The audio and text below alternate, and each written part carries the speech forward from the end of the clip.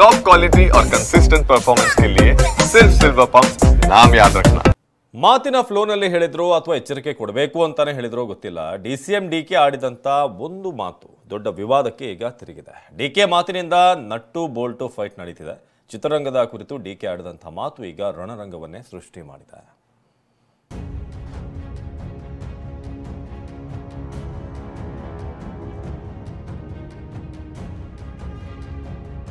DCM DK BJP nut bolt fight. ಚಿತ್ರರಂಗದ nut bolt tight ಮಾಡ್ತೀನಿ ಎಂದಿದ್ದೇಕೆ ಡಿಕೆ?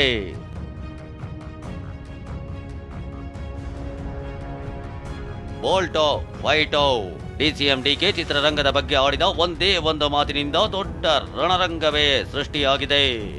ಅಷ್ಟಕ್ಕೂ ಆಗಿದ್ದೇನೆಂದ್ರೆ, ಸಿಎಂ ಸಿದ್ದರಾಮಯ್ಯ ಜೊತೆ ಸೇರಿ ಬೆಂಗಳೂರು ಅಂತಾರಾಷ್ಟ್ರೀಯ ಚಲನಚಿತ್ರೋತ್ಸವ ಉದ್ಘಾಟಿಸಿದ್ದ ಡಿಸಿಎಂ ಡಿಕೆ ಸ್ಯಾಂಡಲ್ವುಡ್ನ ದೊಡ್ಡ ನಟರ ಬಗ್ಗೆ ಪರೋಕ್ಷವಾಗಿ ಸಿಟ್ಟು ಹೊರಹಾಕಿದ್ರು. ಮೇಕೆದಾಟ ಪಾದಯಾತ್ರೆ ವೇಳೆ ದೊಡ್ಡ ನಟರು ತಮಗೆ ಬೆಂಬಲ ಕೊಡ್ಲಿಲ್ಲ ಅನ್ನೋ ಸಿಟ್ಟಿದೆ ಅಂತ ಡಿಕೆನೇ ಹೇಳಿದ್ರು.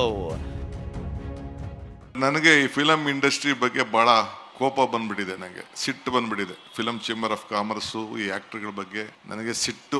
ಯಾಕೆ ಅಂದ್ರೆ ನಾವು ನಮ್ಮ ನೀರು ನಮ್ಮ ಹಕ್ಕು ಅಂತ ಪಾದಯಾತ್ರೆ ಮಾಡೋದು ಕಷ್ಟ ಕಾಲದಲ್ಲಿ ಬೆಂಗಳೂರಿಗೆ ನೀರಿಗೋಸ್ಕರ.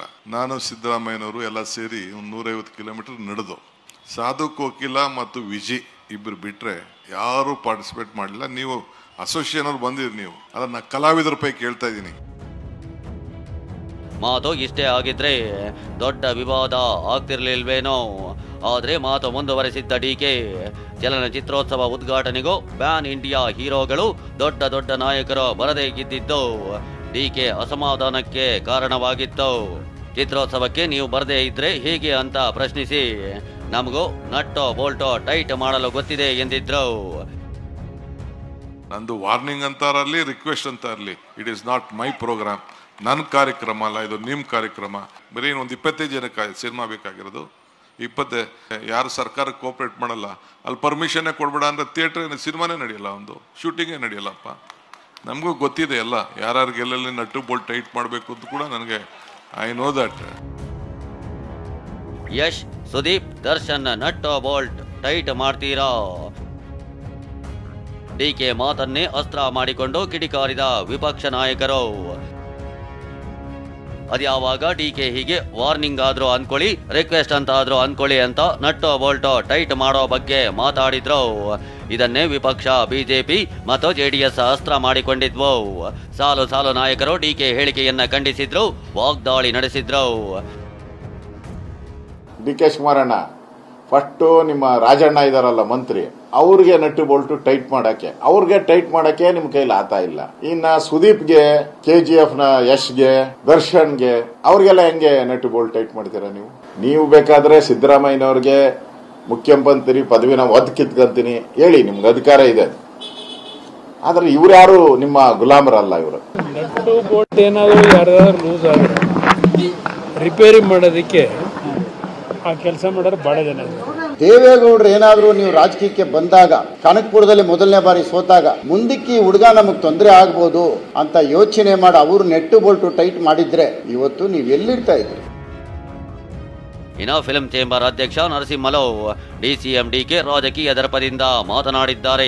ಆದ್ರೆ ಫಿಲ್ಮ್ ಫೆಸ್ಟಿವಲ್ಗೆ ನಮ್ಮವರೇ ಬಾರದೇ ಇರೋದು ನಮ್ಮವರದ್ದೇ ತಪ್ಪು ಎಂದಿದ್ದಾರೆ. ಆತ ಸಾಧು ಕೋಕಿಲ, ನಟ ಕಿಶೋರ್, ಹಿರಿಯ ನಟಿ ಹೇಮಾ ಚೌಧರಿ ಡಿಕೆ ಮಾತನ್ನ ಸಮರ್ಥಿಸಿಕೊಂಡಿದ್ದಾರೆ. ಅವ್ರು ಹೇಳಿದ್ದಾರೆ, ಬಟ್ ಅವ್ರಿಗೆ ಅಧಿಕಾರ ಇದೆ. ಇನ್ನೊಂದು ಆ ದರ್ಪದಿಂದ ಕೋಪ ಬಂದಾಗ ಏನೋ ಹೇಳಿರೋದು ಅಂತೂ ನಿಜ. ಅಲ್ಲಿ ಅಂತಾರಾಷ್ಟ್ರೀಯ ಚಲನಚಿತ್ರೋತ್ಸವ ಯಾರ್ಯಾರೋ ಬಂದಿರ್ತಾರೆ, ಬೇರೆ ಕಂಟ್ರಿಗಳಿಂದ ಬಂದಿದ್ದಾರೆ. ಅಲ್ಲೇ ನಮ್ಮ ಅಲ್ಲಿ ಚಿತ್ರರಂಗದವರು ಜಾಸ್ತಿ ಅಲ್ಲಿ ನೆರೆದಿಲ್ಲ ಅಂದಾಗ ಅವ್ರಿಗೆ ಬೇಸರ ಆಗಿರ್ಬೋದು. ಹೌದು, ಮೇಕೆದಾಟು ವಿಷಯವಾಗಿ ಯಾವ ಕಲಾವಿದರು ಆ ಟೈಮಲ್ಲಿ ಬರಲಿಲ್ಲ ಅನ್ನೋದು ನಿಜ, ಸತ್ಯ. ನೀವು ಟಿ ವಿಯಲ್ಲಿ ತೋರಿಸ್ತಾ ಇದ್ರಿ ಆಲ್ರೆಡಿ, ಸಾಧು ಕೋಕಿಲನ ಹಾಕಿ ವೆಜ್ಜಿಗೆ ಹಾಕಿ ತೋರಿಸಿ, ಅಷ್ಟೇ ನನಗೂ ಗೊತ್ತು. ಅವ್ರು ಹೇಳಿದ್ದು ಅಲ್ಲಿ ಫಿಲ್ಮ್ ಫೆಸ್ಟಿವಲ್ನ ಇನಾಗ್ರೇಷನ್ಗೆ ಬರಲಿಲ್ಲ ಆಗುತ್ತೆ. ಸೊ ಇಲ್ಲಿ ಸಂಘಟಿತರಾಗಿರೋ ಅವಶ್ಯಕತೆ ಇದೆ. ಅಲ್ಲಿ ಸಂಘಟನೆಯ ಅಥವಾ ಎಲ್ಲರೂ ಇಲ್ಲದೇ ಇದ್ದರೆ ಅಂದರೆ ದೊಡ್ಡ ಸ್ಟಾರ್ಗಳ ಕೊರತೆ ಕಾಣಿಸ್ತಾ ಇತ್ತು ಅಲ್ಲಿ.